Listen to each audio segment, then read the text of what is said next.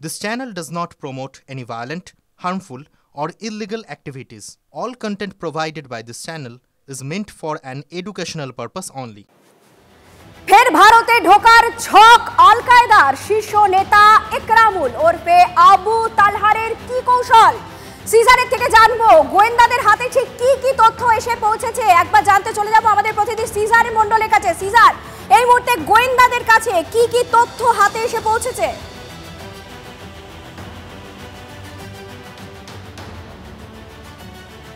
দেখো, অসম পুলিশের এসটিএফ আনসারুল্লাহ বাংলা টিমের 12 জনকে গ্রেপ্তার করবার পর তাদেরকে জিজ্ঞাসাবাদ করে ফের কোথাও তারা মনে করছে যে আল কায়দার একটা বিস্তীর্ণ নেটওয়ার্ক কিন্তু গত 5 বছরে এই দেশের বিভিন্ন প্রান্তে অসম, ত্রিপুরা, বাংলা সহ বিভিন্ন রাজ্যে বুনে দিয়ে গেছে। ইকরামুল হক ওরফে আবু তালহা নামে আনসারুল ইসলাম এবং আল কায়দা উপমহাদেশের শীর্ষ এক নেতা।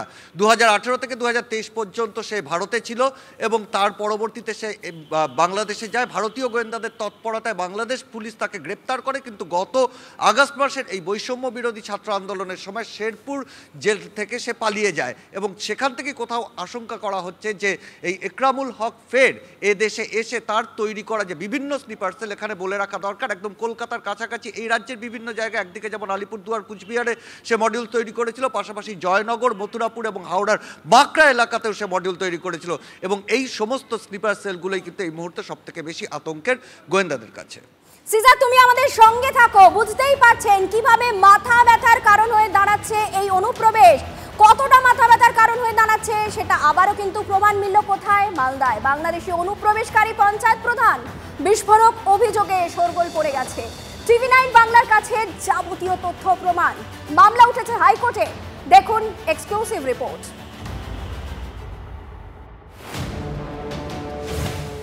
গত কয়েকদিনের লাগাতার ধরপাকড়ে প্রমাণিত বাংলাদেশ থেকে নজরদারির ফাঁকফোকর এড়িয়ে অনুপ্রবেশ হচ্ছে। এটাও অভিযোগ উঠেছে রাজ্যের শাসক দল তৃণমূল কংগ্রেসের একাংশের মদতে বাংলাদেশি অনুপ্রবেশকারীরা ভুয়ো পরিচয়পত্র বানিয়ে এখানেই থাকতে শুরু করেছেন।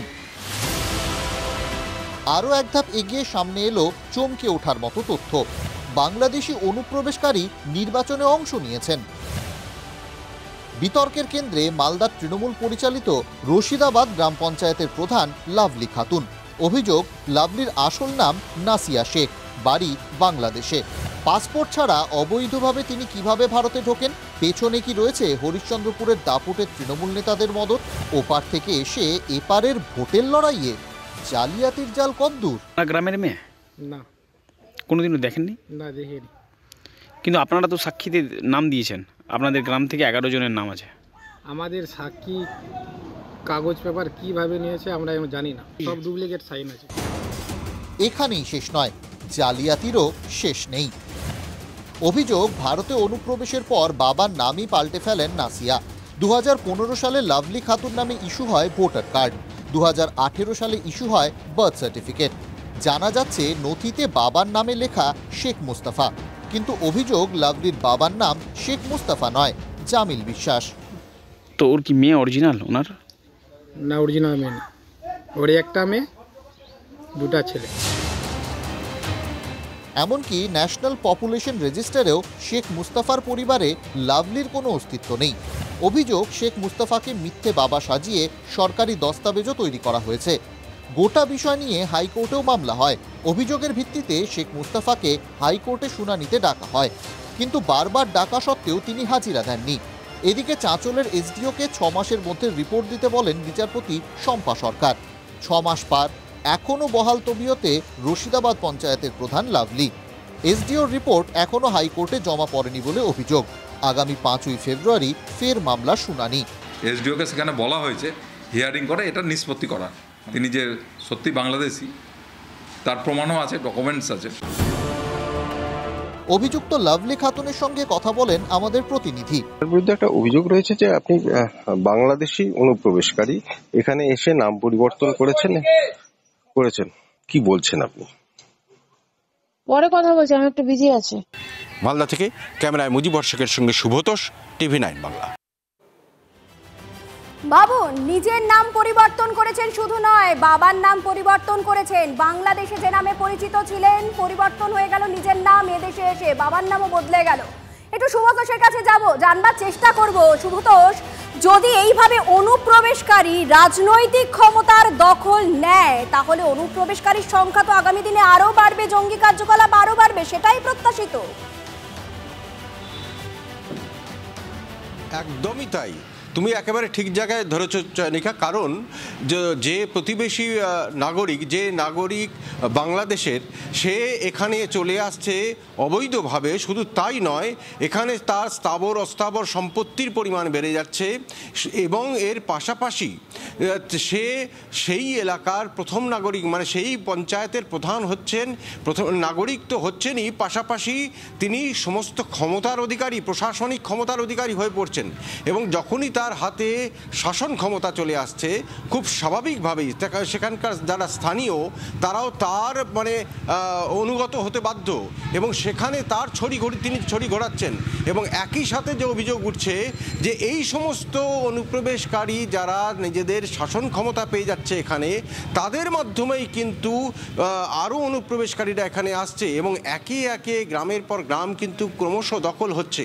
এবং এখানে একই সাথে যেটা উগ্র মৌলবাদী বিভিন্ন নিষিদ্ধ সংগঠন রয়েছে, তাদের সঙ্গে জড়িত রয়েছে এই সমস্ত বেশ কিছু তৃণমূল নেতা এবং তারাও কিন্তু এবং সেই সূত্রেই কিন্তু অনুপ্রবেশকারীর সংখ্যা বাড়ছে বলে মনে করছে রাজনৈতিক মহল। অনুপ্রবেশকারীদের বড় অস্ত্র জাল পাসপোর্ট, সেটাই তো স্বাভাবিক। এই পাসপোর্ট জালিয়াতির জাল কতদূর পর্যন্ত ছড়িয়েছে বলুন তো? এবার জাল পাসপোর্ট তৈরিতে ভুয়ো নথি দেওয়ার অভিযোগ উঠল কল্যাণী পুরসভার বিরুদ্ধে। দেখুন বিরোধী থেকে স্থানীয় মানুষ কি বলছেন।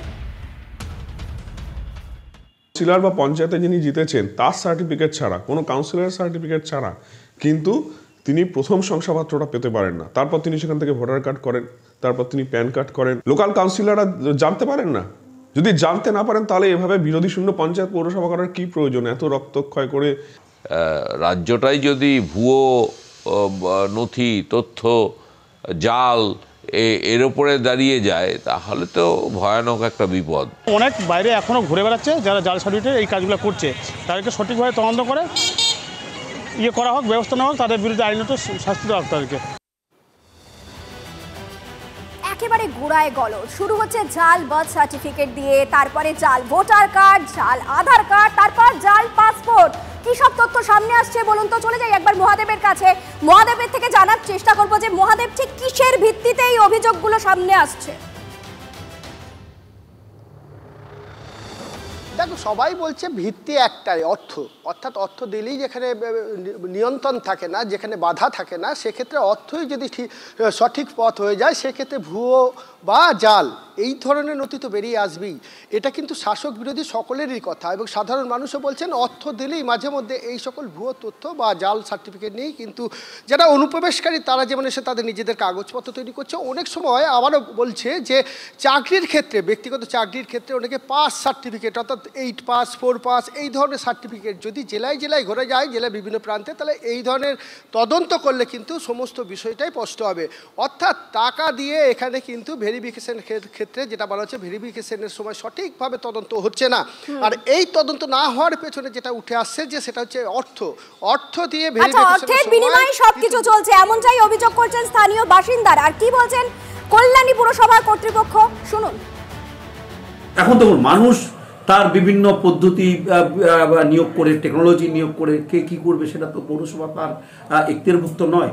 পৌরসভা অনলাইনের মধ্যে এই সমস্ত সার্টিফিকেটগুলো, গুরুত্বপূর্ণ সার্টিফিকেটগুলো ইস্যু করে। সুতরাং আমাদের পৌরসভা থেকে কোনো জাল নথি এখান থেকে কোনোভাবেই বেরোনোর কোনো সুযোগই নেই।